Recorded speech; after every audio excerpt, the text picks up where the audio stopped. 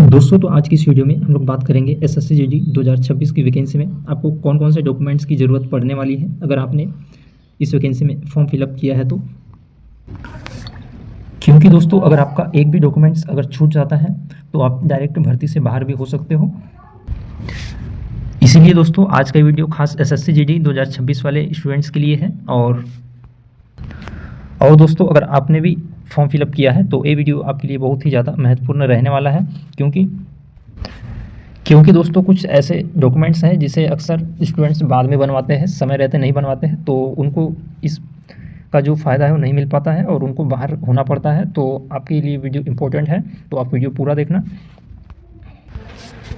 दोस्तों तो सबसे पहले हम बात करेंगे आधार कार्ड की। तो सबसे ज़रूरी है आपका आधार कार्ड जो कि अपडेटेड होना चाहिए, और आधार कार्ड नहीं है तो इनमें से कोई भी आपके पास एक आईडी प्रूफ के तौर पर होना चाहिए, जैसे कि voter ID, PAN card, passport, driving licence, कुछ भी आपके पास एक आईडी प्रूफ के तौर पर होना चाहिए।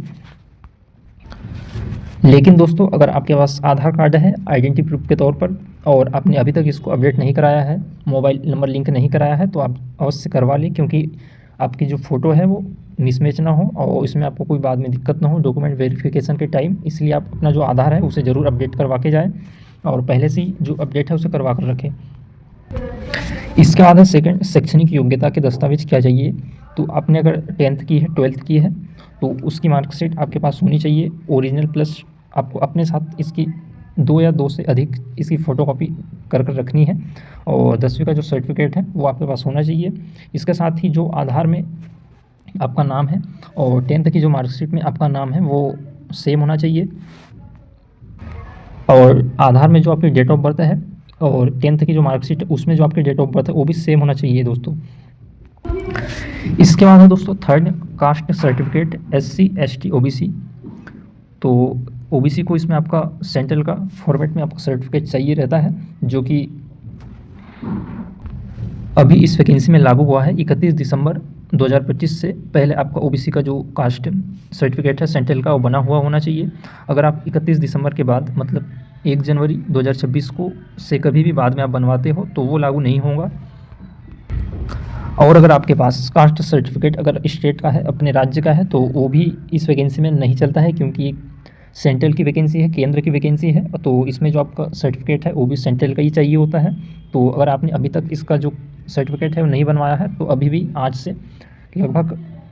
8 से 9 दिनों का समय आपके पास है, तो आप कास्ट सर्टिफिकेट बनवा सकते हो, जो कि 7 से 8 दिनों में बन जाता है।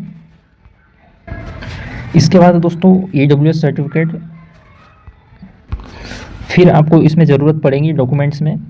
निवास प्रमाण पत्र, डोमिसाइल रेसिडेंट सर्टिफिकेट, और डोमिसाइल की ज़रूरत जो कि अपडेट होता है तो आपके पास अपडेट वाला होना चाहिए निवास प्रमाण पत्र। इसके बाद दोस्तों आपका एक्स सर्विसमैन सर्टिफिकेट, अगर आपने पहले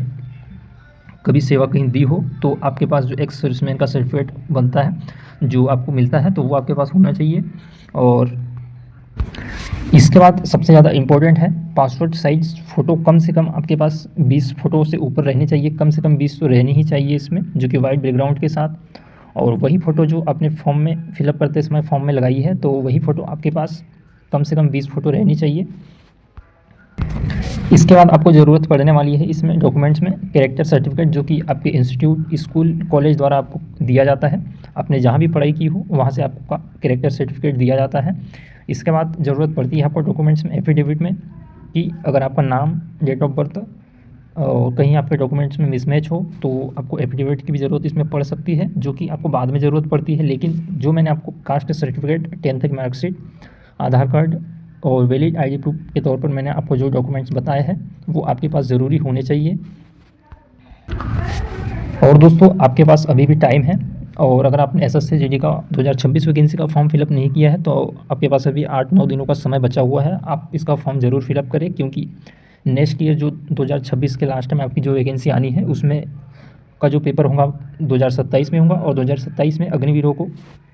BSF पोस्ट में 50% आरक्षक मिलने वाला है, और जिसमें बहुत ही टफ कंपटीशन होने वाला है 2027 की वैकेंसी में। इसलिए आपके पास एक वैकेंसी है 2026 की, जो कि अभी जिसके फॉर्म फिलअप हो रहे हैं, तो वो आपके पास वैकेंसी है, तो आप अपना जो 100% है वो इस वैकेंसी में दे दें, क्योंकि दोस्तों क्या पता अभी तो सिर्फ बीएसएफ में हुआ है कि 50% अग्निवीरों को आरक्षण मिला है। हो सके इसमें अगर आपकी सीआरपीएफ, अदर सीआईएसएफ जैसी पोस्टों में भी अग्निवीरों को 50% जो कि आरक्षण अगर मिल जाए 2027 में, तो जिनकी ओवर एज हो चुकी है जो स्टूडेंट, उनको इससे बहुत ही ज़्यादा बड़ा नुकसान होगा। इसलिए दोस्तों आपके पास यही एक जो वैकेंसी है जिसमें अभी अग्निवीरों का जो आरक्षक है वो सिर्फ 10% है, और आप लोगों के पास अभी समय भी है इसका फॉर्म फिलअप करने के लिए, तो ज़्यादातर स्टूडेंट इसका फॉर्म फिलअप करें। और अगर आपने अभी तक हमारे यूट्यूब चैनल पिंजारे क्लासेस को सब्सक्राइब नहीं किया तो सब्सक्राइब कर लो, क्योंकि एसएससी